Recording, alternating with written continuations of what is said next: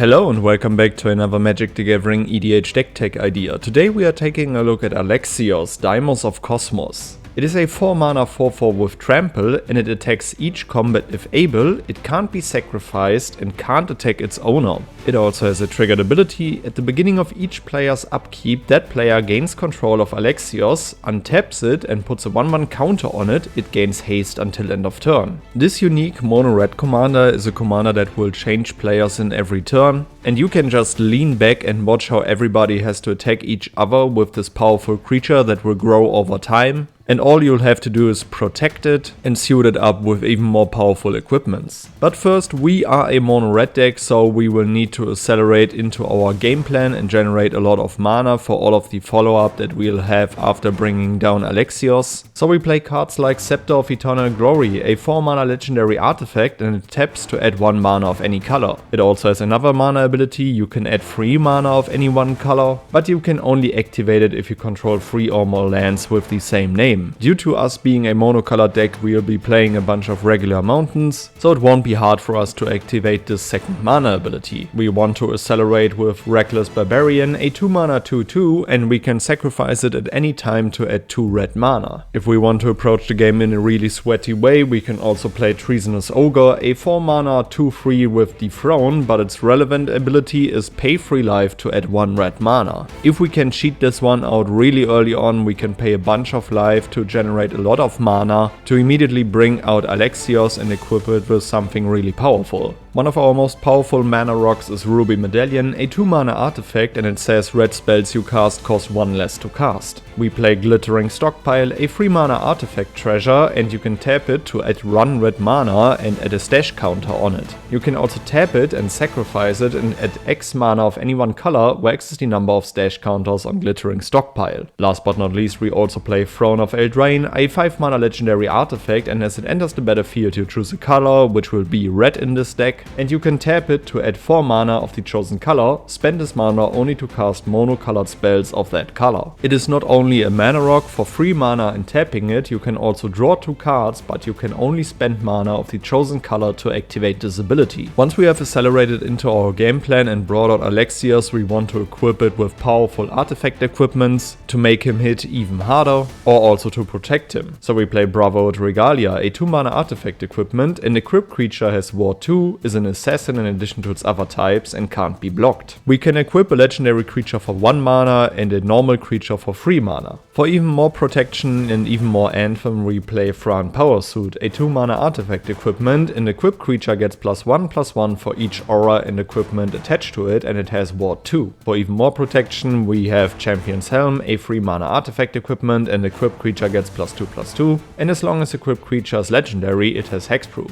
To thin out our deck with even more lands, we play Sword of the Animist, a 2 mana legendary artifact equipment. An equipped creature gets +1/+1, and whenever it attacks, you may search a library for a basic land card, put it onto the battlefield tapped, and then shuffle. For even more protection and also evasion, we play Commander's Plate, a 1 mana artifact equipment. An equipped creature gets +3/+3 and has protection from each color that's not in your commander's color identity. To also generate even more mana and give our creature menace, we play Beamtown Beatstick, a 1 mana artifact equipment. An equipped creature gets +1/+0 and has menace. Furthermore, whenever it deals combat damage to a player or battle, you create a treasure token. Our opponents will really quickly feel how the pressure is increasing, so they will try to remove Alexios in any way, which is why we gotta protect it with a bunch of interactive spells. So we play Red Elemental Blast, a 1 mana instant, and you can choose one. Either counter target blue spell or destroy target blue permanent. To redirect something, we play Deflecting Sword, a 3 mana instant, and if you control a commander, you may cast this spell without paying its mana cost. And you may choose new targets for target spell or ability. We also redirect stuff with Untimely Malfunction, a 2 mana instant, and you can choose one. Either destroy target artifact, change the target of target spell or ability with a single target, or 1 or 2 target creatures can't block this turn, which might also be relevant in this deck. We continue with Pyroblast, a 1 mana instant, choose one. Counter target spell if it's blue, or destroy target permanent if it's blue. We redirect even more stuff with Bolt Bend, a 4 mana instant. This spell costs 3 less to cast if you control a creature with powerful 4 or greater and change the target of target spell or ability with a single target. Last but not least, we play a very flexible red instant, Return the Favor, a 2 red and instant spree spell, and for 1 additional mana, copy target instant spell, sorcery spell, activated or triggered ability, and you may choose new targets for the copy. For an additional 1 mana, you can also change the target of target spell or ability with a single target. Let's play even more powerful creatures that will annoy our opponents. We play Sunspine Lynx, a 4 mana 5/4, and players can't gain life, damage can't be prevented, and when it enters, it deals damage to each player equal to the number of non-basic lands that player controls. To find even more equipments and also an infinite combo, we play Godo, Bandit Warlord, a 6 mana 3/3, and when it enters the battlefield you may search your library for an equipment card, put it onto the battlefield and then shuffle. Furthermore, whenever it attacks for the first time each turn, untap it and all samurai you control, and after this phase there's an additional combat phase. A very small but powerful creature in this deck is Caddis, Emberclaw Familiar, a 2 mana 1/1, and whenever a commander you control deals combat damage to an opponent, it deals that much damage to each other opponent.